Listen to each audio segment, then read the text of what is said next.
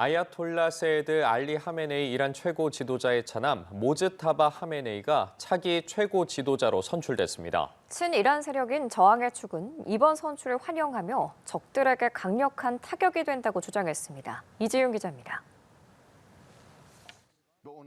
미국과 이스라엘의 공습으로 사망한 하메네이 차남 모즈타바가 이란 차기 최고 지도자로 선출됐습니다.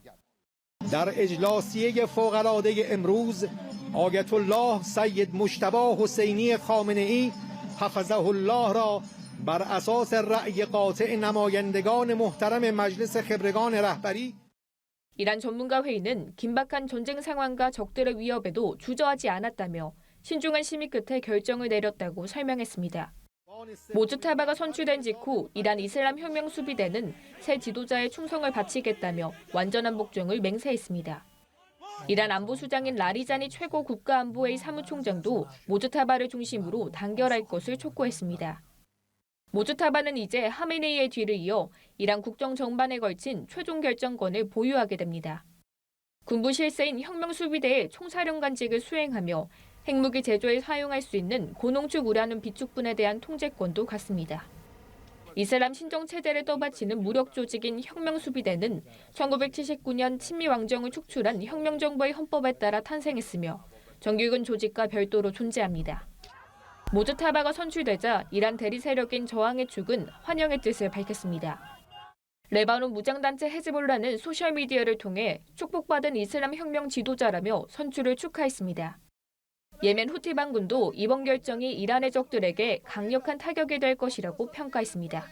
연합뉴스TV 이지윤입니다.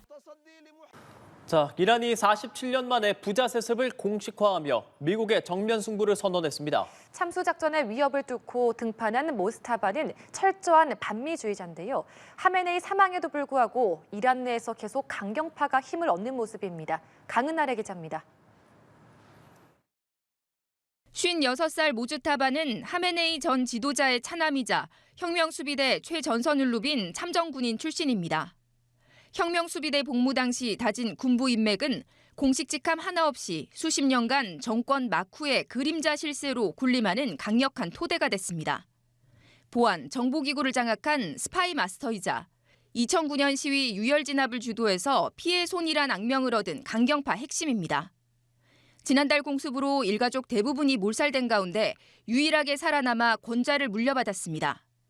선출 발표가 아흘에나 지연된 건 미국의 참수 작전에 대한 공포 때문이었습니다. 하지만 전문가 회의는 위협에도 결정을 주저하지 않았다며 강행했고 군부도 즉각 충성을 맹세했습니다. 종교적 정통성과 군부의 실질적 무력을 모두 진 모즈타바가 정권의 유일한 생존 카드였다는 분석도 나옵니다. At the end of the day, the regime wants to survive. That's their number one mission. So who would be fit in this position today to guarantee that objective moving forward? 하지만 1979년 혁명으로 왕정을 무너뜨린 이란에서 47년 만에 부자 세습은 그 자체로 모순입니다. 또 모즈타바가 유럽 곳곳에 숨겨둔 수천억 원대의 부동산 의혹도 민심 반발을 자극할 수 있는 요인입니다. 이에 이란 정권은 부친의 죽음을 순교로 아들의 등극을 정신 계승으로 포장하고 있습니다. حضرت آیت الله العظما سید مجتبی خامنه‌ای رهبر عزیز ما ولی فقیه ما الله اکبر. 미국의 압박에도 강경파 세습으로 항전 의지를 굳힌 모즈타바 체제는 대내외 위협과 맞물려 중동 정세를 일촉즉발의 화약고로 몰아넣는 모습입니다. 연합뉴스TV 강은나래입니다. 이란이 최고 지도자에 미국이 반대해온 하메네이의 아들 모즈타바를 선출함에 따라 중동 전쟁의 전운이 고조되고 있습니다. 한편 트럼프 대통령이 이란이 은닉한 고농축 우라늄 확보를 위해 특수부대를 동원하는 방안을 논의했다는 보도가 나왔는데요. 확전 양상을 보이고 있는 중동 상황, 김덕일 고려대 중동 이슬람센터 연구위원과 함께 얘기 나눠보겠습니다. 위원님 어서 오세요. 예, 안녕하십니까. 오늘 이제 전해진 소식들부터 좀 짚어봐야겠습니다. 트럼프 대통령의 잇따른 경고에도 불구하고 이란이 최고 지도자로 하메네이의 아들이죠. 모즈타바를 선출했다고 밝혔습니다. 한마디로 강경 노선으로 계속해서 가겠다 이렇게 해석해도 되겠습니까? 예, 그렇게 볼 수 있겠습니다. 왜냐하면 이제 모즈타바는 이미 선출됐다는 얘기는 계속 나왔었고요. 예. 공식 발표만 이제 기다리고 있는 상황이기 때문에 뭐 크게 놀랄 만한 소식이 아닐 수도 있겠습니다. 이제 그동안 왜 발표를 하지 않는가에 대해서는 여러 의혹이 있었죠. 모즈타바가 뭐 암살을 두려워해서 나오지 않는 것이라는 소리도 있었고요. 한간에 또 뭐 부상을 당해서 안 나온다는 소리도 있었고 여러 얘기가 있었고 아마도 뭐 안에서 아직까지 확실하게 모즈타바로 결정이 난 것이 아닌 어떤 뭐 토론이 벌어지는 것 아니냐 이런 추측이 있었는데 뭐 결국에는 모즈타바로 나왔고요. 모즈타바는 뭐 강경파로 분류되어 왔고 지금 특히나 지금 자기 아버지도 현재 죽음을 맞이했기 때문에 예. 훨씬 더 강경 노선으로 치달을 가능성이 높은 인물로 좀 평가되고 있습니다. 예, 트럼프가 콕 집어서 안 된다고 말한 이 모즈타바가 후계자가 됐잖아요. 그럼 앞으로 전쟁은 더 길어지는 건가요? 우선 트럼프 대통령이라든가 이제 이스라엘 쪽 반응이 이제 어떻게 볼 수 있겠는데 물론 반대하고 있습니다. 예. 이를테면 트럼프 대통령이 전쟁 목적을 이제 불분명하게 한다, 계속 말을 바꾼다 얘기가 있었습니다. 처음에는 체제를 교체하겠다까지 얘기를 네. 나왔다가 지금 상당히 누그러진 반응이 얼마 전까지 나왔었죠. 이를테면 신정 체제까지도 인정할 것이고 종교 지도자가 뭐 인정할 수도 있다. 대신 자신의 어떤 요구 조건을 받는 사람, 온건한 지도자를 내세워라 얘기를 했는데 결과는 이렇게 나왔습니다. 예. 그리고 이것은 한마디로 말하자면은 트럼프 대통령은 체제 교체보다는 체제 내 변화, 지도자 변화, 즉 베네수엘라 모델을 선호했다고 볼 수 있겠습니다. 베네수엘라가 대표적으로 니콜라스 마두로라는 사람을 축출하고서 부통령이었던 델시 네. 로드리게스라는 사람을 앉혀서 미국의 관리할 수 있는, 미국이 관리할 수 있는 어떤 그런 베네수엘라를 만들었는데 지금 모스타바는 지금 이란판 다시 니콜라스 마두로가 출연했다고 보시면 될 것 같습니다. 그 정도로 지금 트럼프 대통령으로서는 반기지 않는 인물이면 분명하고요. 그래서 현재 이제 모스타바가 지금 현재 권력의 공백이었는데 이것을 이란을 어떻게 이끌어 나갈 것인지 한번 지켜봐야 되겠고 그야말로 트럼프 대통령이라든가 또 이스라엘까지도 모스타바의 최고 지도자 등극에 대해서 어떤 반응으로 대응을 할지 그걸 계속 한번 지켜봐야 할 것 같습니다. 모즈타바에 대해 짧게 언급을 해주셨는데 이 모즈타바가 그동안 마쿠에서 그림자 실세 역할을 해왔다라고 계속해서 보도가 되고 있지 않겠습니까? 네. 구체적으로 어떤 역할들을 해왔고 어떤 지위, 어떤 입지를 가지고 있는지도 설명해 주시죠. 모스타바는 공식적인 직책이 있는 사람 아닙니다. 직책이 있는 건 아니고 아버지 곁에서 이제 권력을 휘두르었다 볼 수 있겠고요. 우선 소위 말해서 이제 신학교를 나와서 이슬람 법률 학자인데 높은 급의 법률 학자는 아닙니다. 예를 들면 많이들 들어보셨겠지만 이제 이런 이슬람의 그 이란의 이슬람 그 학자들 같은 경우 뭐 아야톨라라는 칭호를 받는 네. 경우가 많은데요. 아야톨라급까지는 되지 않는 그런 중간급의 법률 학자라 보시면 되겠고 대신 이제 혁명수비대와 아주 밀접한 관계를 이끌어왔다 보시면 될 것 같습니다. 그래서 이번에 아마 이제 전문가 회의에서도 여러 후보들이 있었을 겁니다. 뭐 단독 후보는 아니었겠지만요. 혁명수비대가 아마도 미는 후보, 옹립한 후보에 가까웠다 볼 수 있겠고요. 특히나 이제 주목이 되는 것 중에 하나가 이슬람 혁명 이후에 79년 이슬람 혁명 이후에 이제 반동 분자라고 할 수 있는 혁명에 반대하는 사람들로부터 재산을 몰수해서 그것을 만든 재단이 하나 있습니다. 1989년도에 만든 건데 하메네이 때 만든 건데 예. 그 재산이 아마 지금 뭐 천문학적인 재산이 있을 거로 좀 추정이 되고 있습니다. 근데 그걸 아마도 지금 모스타바가 관리했던 것을 보고 자연스럽게 이제 최고 지도자가 됐으니까요. 최고 지도자의 금고로서 이제 자신이 또 소유하게 될 텐데 뭐 추측만 할 뿐이지 엄청나게 많은 자금이 있다고도 하죠. 뭐 부동산이라든가 비자금이라든가 검은 돈들이 많이 있다고 하는데 그래서 일단은 모스타바가 계속 관리하게 될 것 같고요. 제가 봤을 때는 여기서 느끼는 건 아마도 처음에는 이제 전문가 회의라는 이슬람 율법 학자들의 회의에 의해서 뽑히게 되면은 아무래도 종교적인 지식이라든가 학식, 어떤 학문적 정통성 이런 걸 좀 많이 따지고 했어야 되는데 예. 정치적 입김이 많이 들어간 것 같습니다. 이번에는 그래서 혁명수비대의 입김이 크게 작용해서 모스타바가 당선되는 것으로. 그리고 이제 결정적인 발표까지 난 것으로 한번 볼 수 있겠습니다. 예. 그런데 이란 신정 체제에서 세습은 안 된다 이런 논리가 있잖아요. 예. 특히 하메네이도 과거 아들이 후계자가 되는 것에 반대했다는 입장을 측근을 통해 밝힌 바가 있다라고 하는데 지금 상황에서 그럼 이 세습에 대한 내부 반발 가능성은 없는 건가요? 일단 그 하메네이가 내 아들은 안 된다. 예. 아니면 뭐 모스타바가 어떤 유언장을 보고 불태웠다. 여러 이야기들이 네. 있습니다. 여러 이야기들이 있는데 우선 이걸 얘기를 하자면 지금 이란 내 분위기만 보자면 지난 1월 달만 해도 엄청난 반정부 시위가 일어났지 맞습니다. 않겠습니까? 그 사람들은 체제가 완전히 무너지길 바랬는데 우선 체제 안에서 또 하메네이가 나온 겁니다. 이거는 도저히 용서할 수 없을 거고요. 진정으로 보수파라면 예를 들어서 진정으로 혁명 정신에 투철한 사람이라면 모스타바의 이번 계승에 대해서는 반대해야 한다고 저는 생각합니다. 왜냐하면 저는 뭐 이슬람 혁명, 1979년 이슬람 혁명을 지지하는 편은 아니지만 혁명 정신과는 완전히 거리가 먼 것이죠. 세습이. 예, 그렇죠. 1979년 혁명이 일어났던 것은 팔레비 왕정을 타도하기 위해서 일어나는 것인데 이렇게 되면 세습을 했다면은 예, 혁명 정신에 상당히 어긋나는 거라 볼 수 있겠습니다. 그래서 오히려 진짜 이란에 진짜 보수라면은 보수고 혁명 정신을 계승한 사람이라면 모즈타바에 전 충분히 반대할 수 있다고 생각하고요. 아무래도 이렇게 공식 발표까지 늦어졌던 데에도 이 안에서도 아마도 많은 좀 논쟁이 있지 않았을까, 뭐 충분히 추측을 해볼 수 있을 것 같습니다. 그래서 뭐 현재까지는 이제 혁명 수비대가 뭐 충성을 맹세했다고 하고 자신들이 뭐 결사옹위했다고 하고 있으니까요. 얼마나 갈지는 두고 봐야 되겠고, 과연 그런 모즈타바라는 사람이 지금 현재 많이 지금 현재 뭐 통신망이라든가 중원 집권 체제가 많이 좀 붕괴된 상황으로 보이는데 어떻게 이란을 현재 전시 상태에서 이끌어 나갈지 그 리더십이 어떻게 전개될지 한번 귀추가 주목됩니다. 그렇다면 이러한 발표를 이란 국민들은 지금 어떻게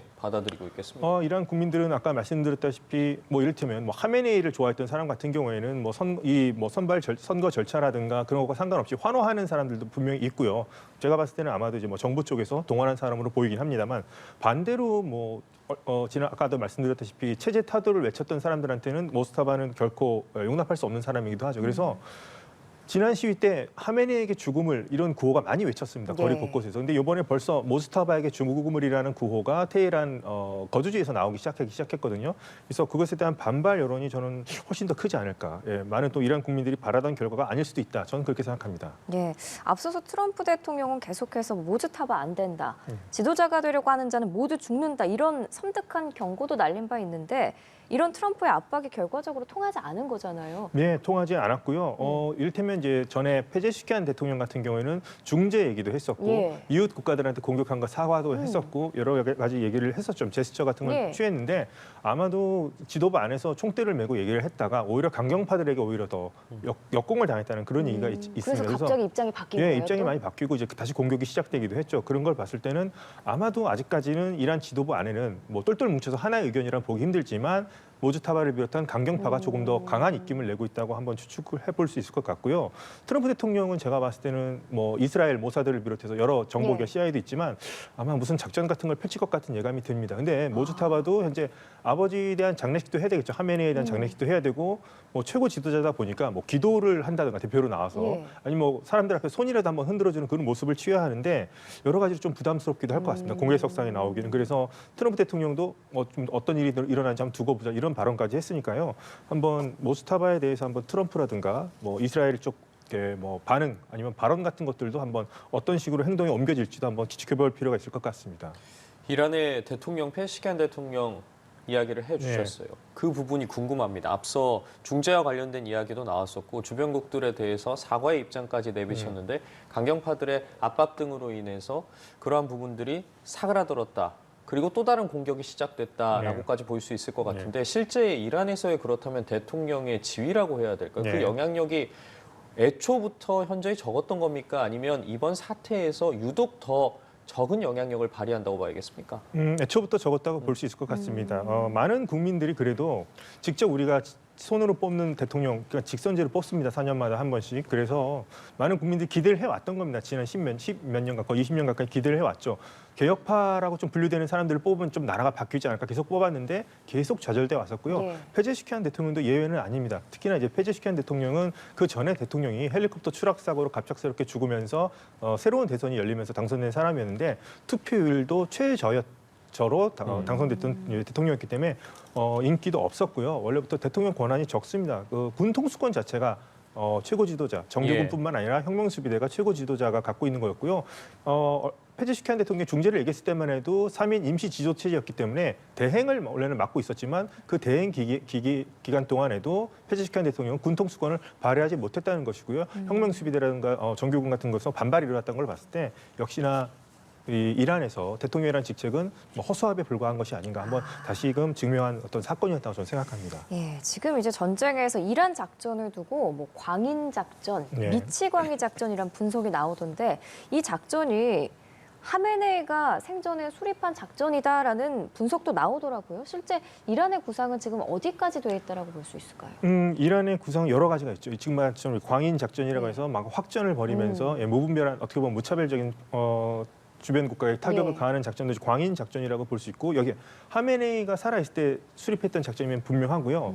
또 하나 말씀드리고 싶은 건 일테면 이스라엘 정보부라든가 미국에 의해서 이란의 유명한 사람들은 거의 참수당하는, 그러니까 암살당하는 사건이 되게 많았습니다. 예. 핵 과학자들도 그렇고요. 뭐 틈만 나면은 뭐 혁명수비대 사령관이라든가 혁명수비대 내 해외 작전 뭐 군 사령관 같은 사람들이 암살당하는 경우가 되게 많았습니다. 예. 대표적으로 이제 솔레이만이라는 사람이 있었거든요. 드론에 의해서 죽은 사람. 그래서 이란에서는 이것을 대비하기 위해서 그럼 중앙 명령 체계가 없더라도 어떤 군 통제를 하기 위해서 명령이 없더라도 지방에 흩어져 있는 지역의 혁명수비대 사령관이 자신의 권한을 이임해서 그 사람들이 공격과 방어를 할 수 있는 권한을 좀 재량을 준 어떤 그런 작전이 있습니다. 이제 모자이크 교리라고 하는데요. 예.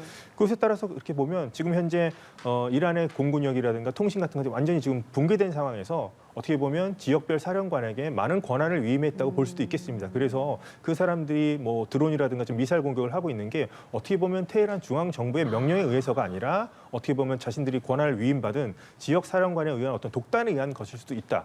좀 그런 측면도 있다고 봅니다. 그래서 광인 작전으로 원래 세웠던 작전들 체계적으로 진행되고 뭐 네. 효과적이라고 보는 분들도 있고 반대로 어떻게 보면 이건 분산된 어떤 명령 체계에 따라서 지금 어떻게 보면 독단적으로 어떻게 보면 무질서하게 이런 작전 같은 게 전개된다고도 볼 수 있고 두 가지 측면을 한번 우리가 고민해 볼 필요가 있을 것 같습니다. 이제 그 구상을 이어나갈 하메네이의 아들 모즈타바. 그렇다면 미국과 이스라엘 입장에서는 가만두고만 보고 있지는 않을 텐데 언급해 주셨어요. 참수작전. 네. 실제로 모즈타바에게까지 이 작전이 시행될 가능성에 대해서는 어떻게 보고 계십니까? 저는 가능성이 있다고 봅니다. 예. 높다고 보십니까? 예, 높다고 봅니다. 왜냐하면 하메네이도 설마 사람들이 많이 했었고 하메네이가 네. 뭐 벙커에 숨어 있는데 어떻게 뭐 하겠느냐 했는데 결국에는 찾아내서 했듯이 제가 봤을 때는 모스타바도 그 위험에 노출되어 있고 그렇기 때문에 아직까지 얼굴을 드러내밀지 않은 게 아닌가 그런 생각이 듭니다. 아까 말씀드렸다시피 종교 지도자라면 지금의 어떤 애도기관이고 하면 대표로 나와서 어떤 기도를 한다고 할 그런 모습을 좀 보여줘야 됩니다. 이를테면 네. 자신의 지지자들 결집을 위해서라도. 근데 지금 도저히 지금 얼굴이 지금 행방이 묘연한 상태에서 지금 선출되었다고만 이제 공식적으로 발표가 난 겁니다. 제가 봤을 때는 미국은 그래도 트럼프 대통령 같은 체제 안에서는 어떤 지도자로 받아할 준비가 됐다고 했지만 일단 모스타바에 불만을 갖지만 이스라엘의 반응은 더 강경합니다. 아예 체제를 무너뜨려야 된다. 이 신정치를 무너뜨려야 된다는 생각이기 때문에 제가 봤을 때는 미국과 이스라엘이 뭐 참수작전을 계획을 하겠지만 아마도 이스라엘 쪽이 훨씬 더 강경하고 더 체계적으로 준비하지 않을까 한번 조심스럽게 추측해 보겠습니다. 그러면 미국이랑 이스라엘이 지금도 이란의 구체적인 동향을 파악하고 있을 가능성이 높고 예. 모즈타바도 그걸 알기 때문에 대중에 좀 쉽게 나서지 못한다는 말씀이시죠? 예, 그럴 가능성이 저는 충분히 높다고 생각합니다. 예, 모스타바가 예. 아까 말씀드렸다시피 뭐 부상을 당했다는 설도 있고요. 지금 예. 그러니까 여러 추측이 난무하고 있는 겁니다. 지금 나오고 있지 않기 때문에 그래서 모스타바가 좀 빨리 나와서 저도 어떤 발언을 하는 게 상당히 중요하니까요. 그런 것들이 한번 계속 지켜봐야 될 것 같고요. 그것에 따라서 이란의 방향이 뭐 강경 방향으로 갈 것으로 지금 많이들 예측을 하지만 구체적인 방향 같은 경우는 한 모스타바의 발언을 들어봐야 조금 더 정확하게 파악할 수 있을 것 같습니다. 그러면은 모즈타바가 갑자기 좀 미국과 협상에 나서는 그런 방향으로 갈 수도 있는 거예요? 그럴 가능성이 낮기는 하지만 아주 네. 없다고 뭐 0%라고 말할 수는 없겠죠. 하지만 부친상을 당한 상태고 본인도 지금 얘기를 들어보면 부친뿐만 아니라 뭐 아내와 자식까지 뭐 죽었다는 네. 그런 얘기까지 있습니다. 인간이라면 좀 한 사람의 인간으로 봤을 때 과연 그런 결단을 내릴 수 있겠는가 뭐 힘들긴 하겠지만 뭐 아주 아니긴 하겠지만 만약에 한다면 오히려 저는 혁명수비대가 그렇게 충성심이 높고 강경하다고 하지만 혁명수비대에 의해서 이렇게 옹립이 된 사람이고 혁명수비대의 태도 변화에 따라서 가능할 수 있다고 생각합니다. 많은 분들이 혁명수비대는 절대 변하지 않을 거라 예. 생각하지만 저는 역으로 생각하는 게 혁명수비대가 그만큼 뭐 군사력뿐만 아니라 경제 부분에도 많이 진출을 하고 있는데 뭐 석유를 밀수한다든가 이런 것들이 있는데 만약에 이거를 미국이 용인을 해준다면 예. 핵을 포기하는 대가로 용인을 해준다면 물론 절대 물러설 수 없는 방향이고 변할 가능성 상당히 낮지만 그럴 경우에 오히려 혁명수비대에 의해서 모스타바를 어떻게 허수아비로 만들고 자신들이 어떻게 보면 군사 독재 체제, 집단 체제 이건 물론 가능성이 물론 낮은 얘기지만 예. 그렇게 전환할 가능성이 있느냐고 질문을 하셨기 때문에 한번 이런 가능성도 아주 뭐 0%까지 없지는 않다. 한번 제가 한번 그런 가능성 한번 설명해 드렸습니다. 예. 알겠습니다. 이런 가운데 미국과 이스라엘이 특수부대를 투입해서 이란이 숨긴 고농축 우라늄 회수 작전에 돌입할 것이다라는 전망도 나오고 있습니다.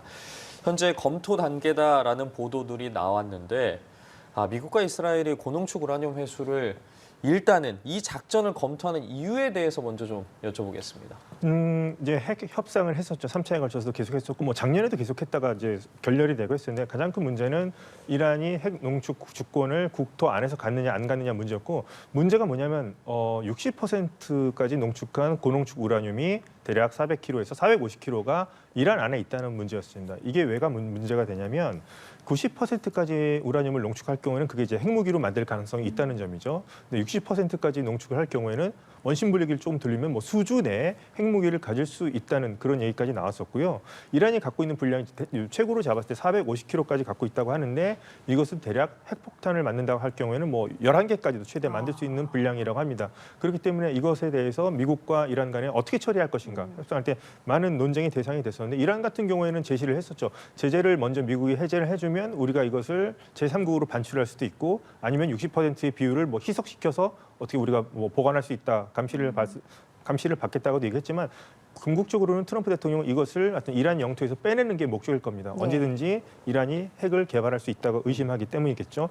그래서 이제 선택으로 나온 것이 뭐 지금 82 공수부대 얘기도 나오고 있는데 82 공수부대 같은 경우에는 뭐 이렇게 많이 준비할 필요 없이 즉각 투입이 가능한 그런 부대로 알고 있습니다. 그래서 특수 작전 같은 걸 하겠죠. 그러니까 어떤 전선에서 뭐 혁명수비대라든가 이란 정규군과 뭐 교전을 벌이기보다는 이러한 특수 작전 같은 것 한 지점에 들어와서 이렇게 뭐 이를테면은 뭐 450kg 뭐 60% 고농축 우라늄을 어떻게 처리할 것인가 한다면 그 후보군으로서 아마 이 지상군 파견할 때 이 특수부대가 지금 거론되는 것으로 보이는데 구체적인 작전은 알 수 없지만 트럼프 대통령이 가장 지금 눈의 가시처럼 생각하는 것 자체가 바로 이 60% 고농축 우라늄 450kg의 행방입니다. 그래서 아마 이것을 제거하거나 이란이 손 쓰지 못하도록 어떤 조치를 취할 것 같다는 생각이 듭니다. 그런데 일각에서는 이러한 작전에 대한 보도가 나온 부분과 관련해서 이미 작전의 가능성이 낮아졌다라고 네. 여겨지는 부분도 있습니다. 사실 특수부대가 투입해서 어떠한 작전에 성공했을 때 그 이후에 이런 작전에 성공했다라는 보도가 나오는 경우는 사실 많이 봤지만 이렇게 작전을 시작하기도 전부터 보도가 나왔으면 이란 입장에서도 충분히 이 부분에 대해서 더더욱 대응하지 않겠습니까? 그 가능성은 조금 더 낮아졌다. 혹은 협상의 카드로 사용하려는 이야기다. 어떻게 봐야겠습니까? 우선 둘 다 있을 것 같습니다. 첫 번째 하메네이가 암살 당했을 때도 암살 당한 다음에 소식을 저희가 들었지 뭐 네. 암살을 준비하고 있다 뭐 이렇게 시끄럽게 떠들지 않았던 것처럼 네, 맞습니다. 지금 이 작전도 지금 어떻게 할지 뻔히 아는 내용이겠죠. 지금 어디에 보관하고 있고 이란 측은 알고 있을 것 같고요. 그 전에는 뭐 미국이 작년에 폭격을 한 핵시설 밑에 지하에 잠겨 있기 때문에 자기들도 모른다고 이런 얘기를 했었다가 제가 봤을 땐 그 행방을 지금 알고 있는 것 같은데요. 그렇기 때문에 이런 비밀 작전 하려면 철저히 비밀하에 진행됐어야 되는데 이렇게 우리가 지상군에 일부러 파견할 수 있을 정도로 이렇게 압력을 넣는 것 보면은 이란을 다시 한번 협상장으로 불러서 트럼프 대통령이 이것을 다시 우리에게 내놓거나 아니면 희석을 시키라는 그렇게 협상용 카드로서 어떻게 보면 수사로서 이런 조금 좀 강력한 발언을 했다고도 볼 수 있겠습니다. 네, 이런 가운데 중동 내 기름 전쟁 더 격화하고 있습니다. 특히 이스라엘이 이란의 석유 시설을 타격함에 따라서 현재 이란에는 기름비가 내리고 있다고 네. 하는데요. 좀 상당히 생각만 해도 좀 끔찍합니다. 그래서 이란이 이스라엘이 화학전을 벌이고 있다 이렇게 비난하기도 했어요. 지금 이제 화면에도 나오다시피 네. 이게 그 유류 저장고에 해당되는 테헤란 시설을 일단 공습을 했고요. 그것이 이제 퍼지면서 이렇게 퍼지는 이유가 이 테헤란 시내 같은 경우에 이렇게 배수로가 있는데요. 기름을 따라서 불 붙은 기름이 지금 배수로를 따라서 흐르고 있는 겁니다. 예. 그래서 좀 뭐 거의 뭐 불바다 같은 이제 모양이 나오고 있는 거고요. 그다음에 이제 비가 내렸는데 당연히 이제 기름과 섞이면서 이제 검은 비가 내린다고 하는 겁니다. 당연히 뭐 테헤란 자체가 이렇게 공기가 좋은 도시가 아닌데다가 네. 지금 이러한 엄청난 화재 사고까지 났으니까 상당히 공기가 지금 안 좋은 상태겠죠. 검은 연기도 나고 그래서 이것을 뭐 화학 공격이라고 이란 측에서는 지금 비난을 하고 있지만 일단 화학 공격은 아니고요. 예, 유류 저장고 폭격에 의한 어떤 부작용에 가깝다고 볼 수 있겠고 또 미국 쪽에서는 이건 자신이 한 것이 아니라 이스라엘 쪽이 지금 폭격한 거라는 식으로 지금 책임을 이스라엘 쪽으로 돌리고 있고요. 그래서 지금 이런 것은 뭐 직접적으로 화학 공격을 직접적으로 했다고 보진 않겠지만 분명 이건 뭐 테헤란에 살고 있는 시민들이라든가 환경에는 물론 치명적인 악영향을 끼칠 것은 뭐 분명해 보이고요. 하지만 화학전은 아니라고 저는 보고 있습니다. 예. 군사 시설이 아니라 이렇게 민간 인프라 시설에 대한 공격이 확대된다는 건 전쟁이 또 다른 변곡점을 사실 맞을 수 있다라고도 볼 수 있는데 이란 역시도 담수 시설 등에 대한 공격을 가했습니다. 이러한 부분이 주변국들 입장에서도 이제 용인할 수 없는 수준이다. 혹은 이란이 의도한 것처럼 미국에 대한 압박으로 작용하는 지점이 될 것이다. 여러 추측들이 나오고 있습니다. 주변국들에 대한 반응은 어떻게 보십니까? 우선 이제 바레인 같은 경우가 담수 시설이 이제 포격을 당했다고 하는데요. 담수라고 하는 것은 일단 바닷물을 민물로 바꿔서 뭐 식수로 쓴다거나 이제 농업 용수로 쓰기 위한 그런 용도겠죠. 바레인이라든가 이런 많은 걸프 국가들은 사막 지역이기 때문에 뭐 강이 있거나 한 것이 아니기 때문에 결국에는 바닷물을 이제 걸러서 민물로 사용할 수밖에 없는데 이곳을 이제 이란이 타격을 함으로써 이제 바레인을 비롯한 또 다른 국가들도 이런 공격을 받게 되면 상당한 생활에 어려움을 겪게 될 것입니다. 그래서 지금 많은 걸프 지역들이 위기감이 고조되고 있고 그 전만 해도 뭐 미국이라든가 이스라엘이 타격을 했던 범위가 핵시설, 군사시설, 뭐 탄도미사일 관련 시설이었다면 이번에 이제 테헤란, 뭐 민간인 지역을 뭐 직접적으로 공격한 건 아니지만 어떤 테헤란 시내 중심부까지 지금 공격이 들어간 상황이기 때문에 이란도 이런 극단적인 작전을 계속 펴는 것 같고요. 근데 제가 말씀드리고 싶은 건 걸프 지역도 상당히 지금 고통스럽지만 지금 뭐 오늘 그 호르무즈 해협 같은 거 지금 계속 봉쇄 중이지 않습니까? 예. 이란도 상당히 지금 힘든 상황이거든요. 그러니까 걸프 국가들도 물도 부족하지만 계속해서 식료품을 수입을 해야 되고 이란 같은 경우도 이런 공격을 할수록 지금 안 좋은 것이 호르무즈 해협이라든가 걸프 이쪽 지역에 이제 불안이 계속 어떻게 보면 이란 측이 계속 키우고 있는 부분도 있는데요. 그렇게 함으로써 생필품 같은 것 공급에서 이란도 역시나 지금 차질을 빚고 있습니다. 이란은 식량이 자급이 되지 않는 국가 중에 하나고요. 특히나 작년에 그 가뭄이 너무나 심해가지고 농작물이 제대로 수확이 되지 않은 측면도 있습니다. 그래서 현재 이렇게 어떻게 보면 아까도 처음에 말했던 뭐 광인 작전 같이 이렇게 걸프 지역에 대한 뭐 같이 파괴하자 뭐 이런 식으로 나간다면 이거는 바레인 걸프 국가들뿐만 아니라 이란 자체에게도 상당한 이란의 어떤 국민들, 그러니까 민간인들 같은 경우는 생활고를 비롯해서 어떻게 보면 생계에 상당한 지장을 줄 수 있는 점이라서 이런 공격은 좀 상당히 좀 바람직하지 않다. 저는 개인적으로 그렇게 생각합니다. 그 호르무즈 해협 봉쇄가 이란에게도 상당히 부담이 되는 거면 그 장기화될 가능성은 좀 낮은 거 아닌가요? 장기화될 가능성은 낮지만 지금 이란이 기대하는 것은 그런 장기화되는 가능성을 장기화를 하면서 그 원망이라든가 사람들의 어떤 경제적 위기의 책임을 트럼프 대통령 전쟁을 먼저 시작한 미국 책임으로 좀 돌리기 위한 그런 것으로 볼 수 있겠습니다. 본인들도 이거 어떻게 보면은 자충수거든요. 본인들도 힘든 건데요. 결국에는 누가 더 오래 버틸 수 있느냐 그런 문제이기도 한데 지금 계속해서 뭐 유가가 $100을 넘었다는 얘기까지 배럴당 뭐 $100을 넘었다는 얘기도 나올 건데 이것에 대한 원망은 어떻게 보면 이란에 대한 원망보다는 어떻게 보면 트럼프 대통령에 대한 원망으로 또 많이 가는 분위기지 않습니까? 왜 전쟁을 시작해서 이렇게 만들었냐? 또 트럼프 대통령은 내가 전쟁을 안 했더라면 이란이 핵을 갖게 되었을 것이고 그랬으면 전 세계가 더 위험해졌을 것이다. 뭐 유가가 좀 오르는 것은 적은 비용에 지나지 않는다. 이렇게 얘기를 하고 있는데요. 그런 점에서 좀 호르무즈 해협 봉쇄라든가 지금 말씀드렸던 뭐 광인 작전을 통해서 담수화 시설 이런 작전 같은 경우는 이것은 하여튼 걸프 국가들과 이란 모두에게 진짜 불행적인 사건이라고 저는 생각하고 있습니다. 유가 이야기해 주셨으니까요. 지금 국제 유가 급등에 승자는 러시아다라는 말까지 나오고 있습니다. 러시아산 석유를 웃돈 주고 거래하는 일이 실제로 늘고 있다는데 이 와중에 러시아가 이란에 군사협력을 하고 있는 게 아니냐라는 분석들도 나오고 있습니다. 그 구체적인 근거가 뭡니까? 러시아 같은 경우에는 어떤 위성 정보 같은 거를 정확하게 뭐 이란이 타격을 할 수 있도록 뭐 광인 작전이라서 드론을 막 무분별하게 날리는 것 같기도 하지만 또 정확하게 타격하는 지점도 있는데 아마도 그런 것을 러시아가 위성 정보 같은 것을 주었기 때문에 지금 이란이 가능하지 않냐 이런 얘기가 나오고 있고 이미 뭐 이란과 러시아는 친한 관계죠. 러시아 우크라이나 전쟁에서도 이란이 샤헤드 드론을 러시아에 공급해주는 사이이기도 하고요.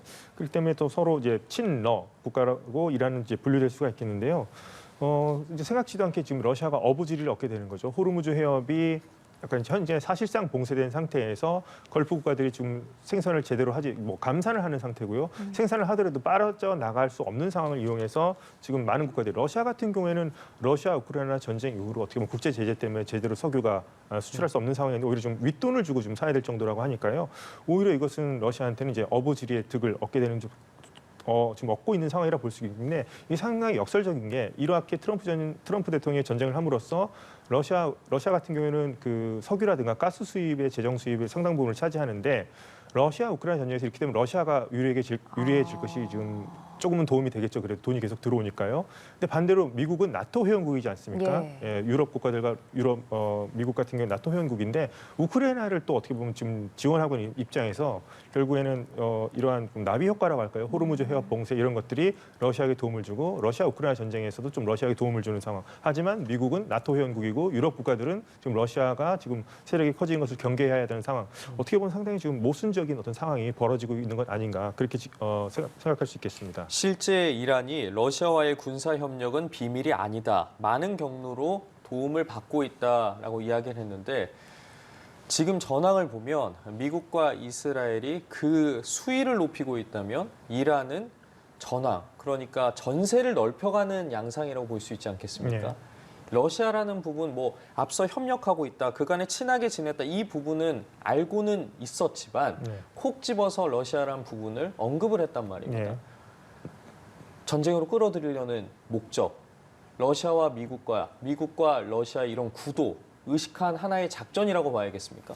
지금 제가 봤을 때는 갑자기 또 이제 러시아 얘기가 이제 나오기 시작을 했죠. 예. 이란 쪽에서 이란이 지금 이제 어떻게 보면 확전을 시도하면서 어떻게 보면 적을 너무 많이 맞는 측면도 있습니다. 어떤 분들은 뭐 효과적으로 아주 확전을 잘하고 있다 하지만 적을 너무 많이 만들었어요. 특별히 얘기하자면 이제 키프로스를 공격해서 영국까지 지금 어떻게 보면 방어 위주긴 하지만 영국까지 지금 참전하게 만들었고 걸프 국가를 공격하면서 아랍에미리트에 프랑스군 기지가 있습니다. 거기까지 해서 프랑스도 여기에 지금 들어오게끔 지금 만들고 있고 일단 참전까지는 아니지만 유럽 국가들이 여기 들어오게 만들었고요. 얼마 전에 이제 튀르키예까지 공격했지 않습니까? 예. 튀르키예는 또 나토 회원국이란 말입니다. 그렇기 때문에 지금 어떻게 보면 반이란으로 어떻게 보면 결집하는 그런 효과도 있습니다. 걸프 국가들은 말할 것도 없고 뭔가 오히려 미국을 견제하는 역할을 미국을 좀 비판해주길 바랬는데 이란은 오히려 이란에 반대하는 전선이 오히려 생기기 있기 때문에 이란 스스로는 자기가 아직까지는 그래도 내가 혼자가 아니다. 뭐 친러 국가인 건 누구나 알고 있지만 내가 지금 혼자가 아니고 러시아가 내 뒤에서 그래도 지켜주고 있다. 이런 모습을 좀 보여주고 싶었던 것 같습니다. 특히나 제가 봤을 때는 물밑으로 여러 국가들이 중재 역할을 우리가 하겠다고 나서는 여러 국가들이 있는데 러시아도 이제 그 중에 하나라고 생각해 봤을 때 아마도 출구 전략을 위해서 나중에라도 할 때 아마 러시아를 조금 더 이란은 조금 더 밀착하지 않을까. 비공개라도 그렇게 한번 추측해 볼 수 있을 것 같습니다. 그러면은 지금 이 전쟁에서 계속 공격을 받고 있는 그 걸프 국가들, 예. 걸프 국가들이 전쟁에 참여할 가능성 점점 높아지고 있는 건가요? 우선 계속 이제 공격을 받고 있는 상황이죠. 네. 그렇기 때문에 참전 가능성을 시사하는 바도 있습니다. 이를테면 뭐 우리도 참전하겠다고 오보도 나기도 했었죠. 뭐 아랍에미리트가 이런 이제 오보를 밝혀줬는데 제가 봤을 때는 직접적인 참전은 아직까지는 갈 것 같지는 않습니다. 지금 현재 공격을 하지도 않고 미군 기지가 있다고 하는 이유만으로도 이렇게 공격을 받고 있는데 본격적으로 참전한다면 이란의 공격 대응 수위도 반격 수위도 훨씬 더 세질 것처럼 느껴지고요.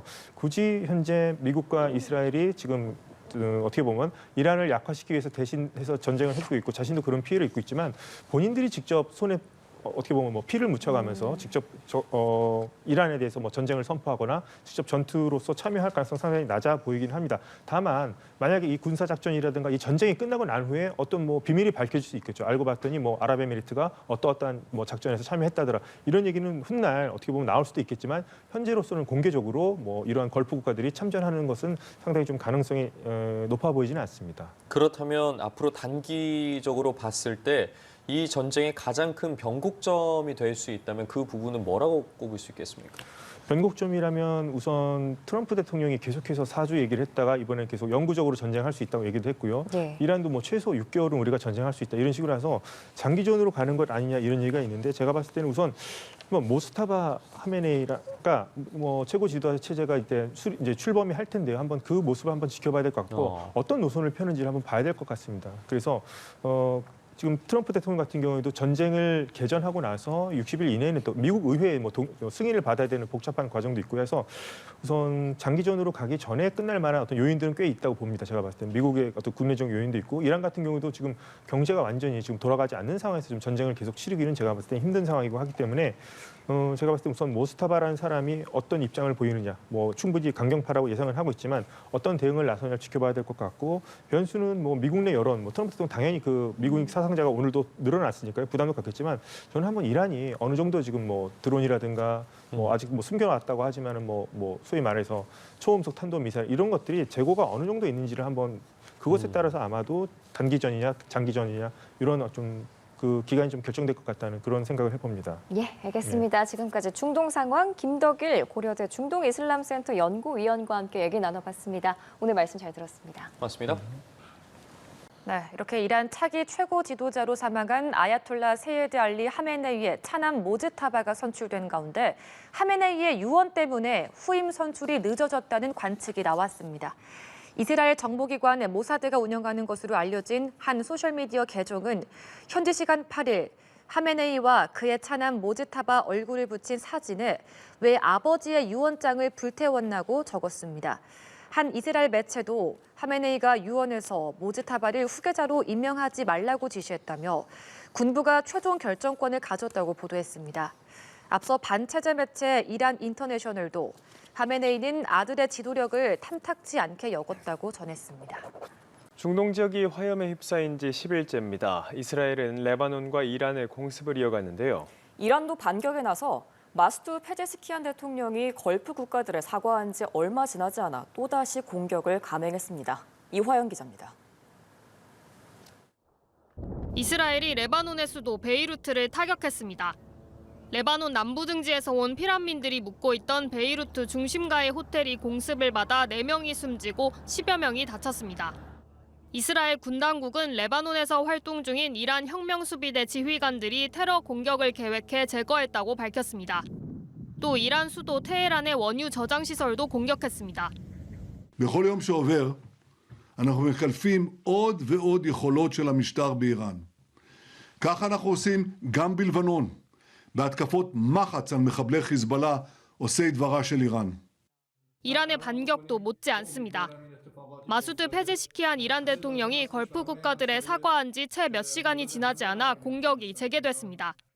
사우디아라비아는 영공을 침입한 드론 15기를 격추하며 공격을 막아냈다고 밝혔고 쿠웨이트는 국제공항 내 연료 탱크가 드론 공격을 받았다고 전했습니다. 이란은 걸프국이 아닌 미군 기지를 공격했다는 입장입니다.